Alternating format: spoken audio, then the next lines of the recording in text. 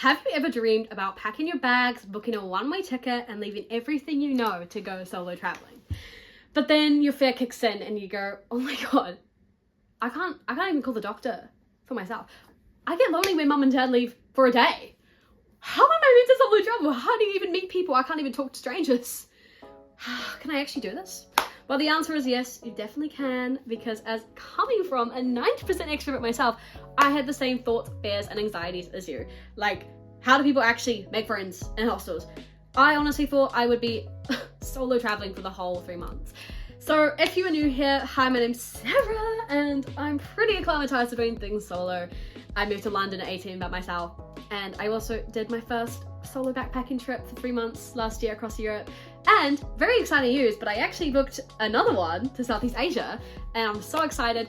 But if you are planning a solo trip, or you're a little bit on the fence and worried you're gonna be lonely, well, I've got my top tips for you guys on how to make friends and how to not be lonely, because honestly, solo traveling is more about socializing than being actually solo. So let's get into it. Now, tip number 1, where you stay matters.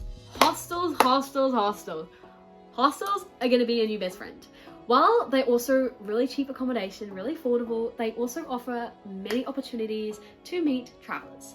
Most solo travelers actually stay in hostels, and if you're like, oh Sarah, I don't know about hostels, never really stayed in one before, they're a bit scary, I'm planning on making a whole separate video on hostels, so definitely keep an eye out for that. The hostels are the best to meet people. I mean, you got so many opportunities. You got the common room, the kitchen, the dorm, the social activities. Hostels are great. I absolutely love them.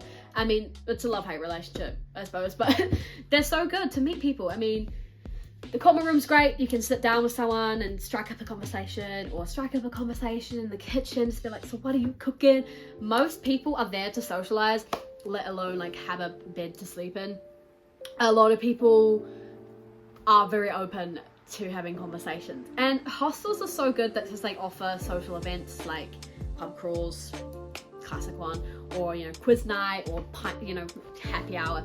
They're so good, and there's lots of young people, like young travelers, and so many stories to be told as well. Also, you don't have to be social in hostels. Like, you kind of get the gist of, if someone's kind of closed off, they don't really want to chat, and that's totally fine. But there's plenty of people who are open and willing to have a conversation with you, and it's just so good. It's just so good to meet like heaps of people, and I love hostels. Speaking of hostels, you are also going to want to download, probably, in my opinion, the best travel app, Hostel World. If you've never heard of this app before, it's so good. It's a great app to book hostels through, and to explore hostels, and to read reviews and stuff. But also, the reason I love it is because once you book a hostel, you actually get chucked into a little group chat. A group chat of the hostel you're staying at and the city you're staying at, with travelers who will be in the same place as you. Now, you may be like, group chat, I just don't really know, that's a bit dodgy, I feel like there's creepy people on there. Will I get murdered? Absolutely not. I mean, I definitely had those same thoughts. I would be reading through it and I'd be like, oh, I kind of want to join, but what if they are literal serial killers? I don't know. And it's a bit scary for like to start, and I understand that. Especially as a solo female backpacker, I was a bit hesitant. Like, I don't really want creepy men hanging out with me. I didn't really want that, and I was really hesitant. And I kept seeing people like making plans. I was like, I kind of want to join, but I don't know. I'm scared. I'm nervous. I'm shy. Why am I shy? I'm 90% extrovert. It actually took me a total of 2 weeks to build up enough courage to actually put myself out there on that group chat. And I just sent a message, and I was like, oh my God, I sent a message. What am I doing with my life? Like, what the hell? I just sent my first message. Within minutes, awesome people replied and was like, sure, like, what's the plan? And I was like, oh crap, I don't have a plan. Anyway, long story short, we actually met up in Munich's beer garden, which was awesome. And I met some really incredible solo female backpackers, and it was great. I had a really good night, and it was really fun and wholesome. And then I got the courage to keep doing it. I put more messages out, and I would use it now like so easy. but it's definitely a thing that you build confidence with, and I just think it's so good. I absolutely love reading through the group chat. And you know, it's so nice seeing if you're arriving in like, I don't know, Italy, and you're like, I'm arriving tonight, any plans? You can just join other people's plans. It's really fun. It is actually really amusing though, like when you are meeting up with these people and you're like, are you from Hostel World? I love it. It's just such a good, it's actually really funny. You're just like, are you like from Hostel World? I love it. I actually, really funny story, when I was in Queenstown, like this time last year, I did like a sort of a solo stint there. I actually overheard these group of people be like, are you from Hostel World? I was like, I'm from Hostel World. I didn't actually book through Hostel World, but I was like, I'm from Hostel World. So I was like, are you guys from Hostel World? Mind if I join? Yeah, that was a really funny story, but Hostel World's great. Highly, highly recommend it. My second tip, join group activities. These are things like free walking tours. These are things like cooking classes, surfing classes, or like yoga retreats, surfing camps. These are another great way to meet people. I met so many people through free walking tours. I also did a couple of, like I did a surf lesson and I met some people, but the free walking tours are really fun. They offer a really, you know, they offer insight on the country you're staying at and, you know, history, and you can meet solo travelers who aren't necessarily hostel goers. In Budapest, I actually met the group I was hanging out with for a couple of days on this free walking tour. And I met lots of people who were staying in, you know, different locations, different hostels.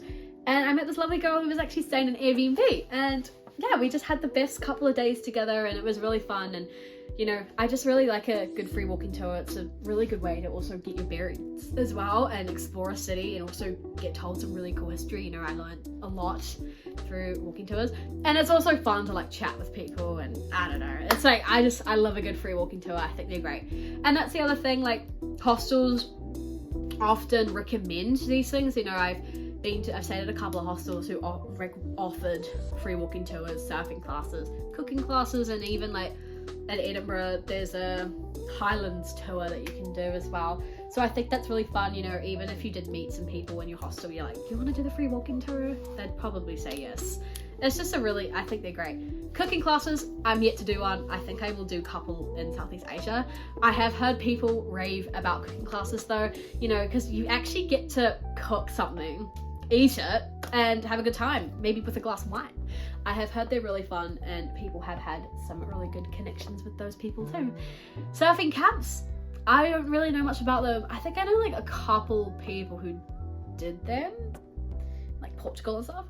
I actually think I really want to do one because you're actually lumped in with a couple of maybe like 10 people, I'm not really sure, for a couple of days.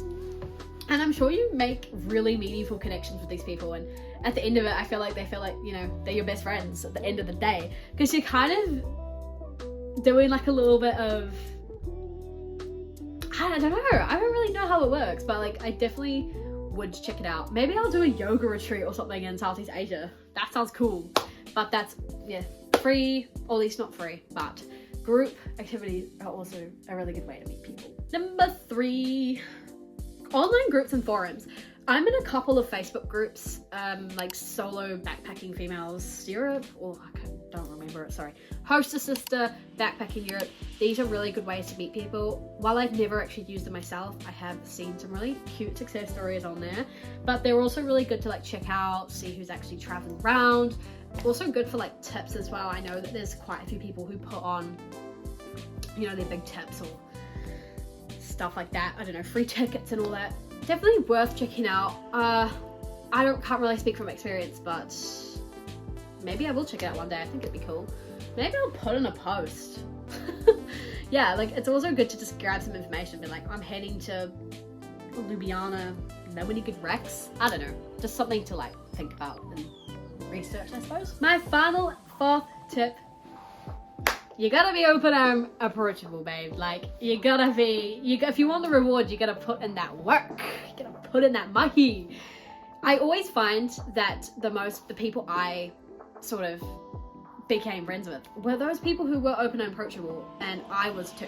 You know, it's kind of the energy thing, like the energy you put out, you pretty much get it back. So if you're open, friendly, and approachable, you're probably gonna get that back too. And I definitely have so many stories to tell of those people who walk into a hostel dorm and I'm sitting there and they're just like, hey, how's it going? And I'm like, yo, like, what is up? And it's kind of like you click so easily with these people as well. And you may be like, oh, I don't know how to do that, I'm shy. It's definitely not something that I was really good at straight off the bat. I mean, it definitely took a lot of confidence, and it took something I had to like build, but building momentum. What I mean by this is, say you arrive in your destination a little bit earlier, so you're kind of hungry, you might go get some lunch, just smiling at people, like maybe saying thank you, hello to the person at the, you know, the cashier or the worker, and obviously in the local language, big on that. And then you get to your hostel and someone's come out of the hostel and just like, hey, how are you? And then you walk in, then you go to reception, you're just like, hey, how's it going? Like, I'm here to check in, here's my passport.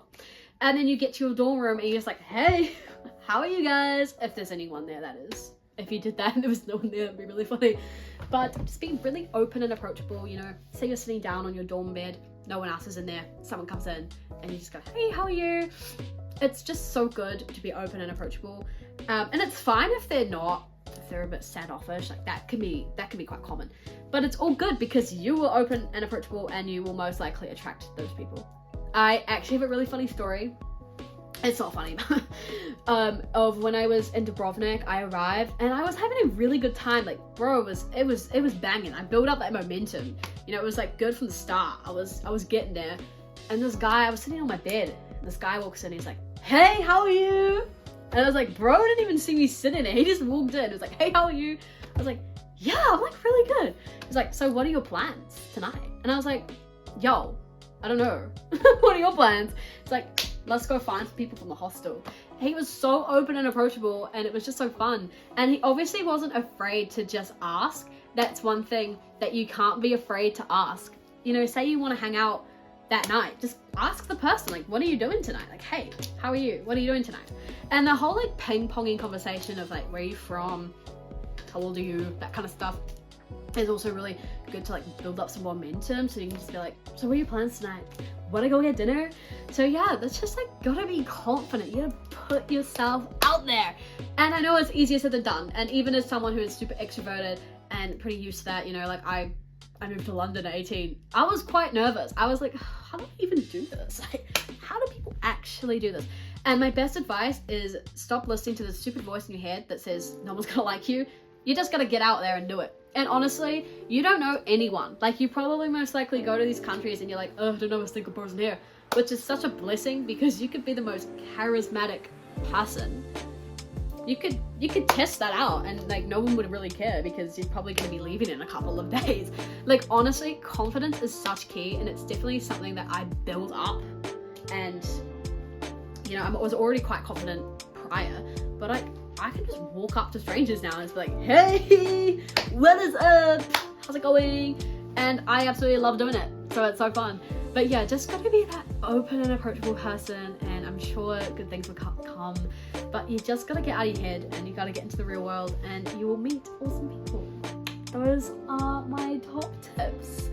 So, like I said, I am going solo traveling again. I'm literally so excited. I can't wipe the smile off my face.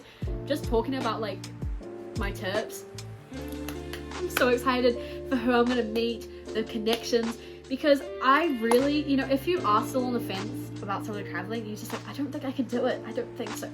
I was there. I was on that fence. I was like, how do people actually do this? But then I did it and I was like, I love it. You probably will fall in love with it. The travel bug, it's real. I've got it right now. And I just think it's so cool, you know, you actually just gotta push past your fear of the unknown, because like, it's just so rewarding and it's so fun, and the people you meet make a huge difference. I mean, you could be staying in the worst place, but the people you meet and you make these awesome connections just make a memory out of nothing, really. It's just so beautiful, and I absolutely love solo traveling. So if I haven't convinced you enough, I will be making heaps more content on this because I'm going to Southeast Asia. Yay! So definitely look out for that, and I will see you guys very, very, very soon. So thank you so much for watching. Goodbye. Bye.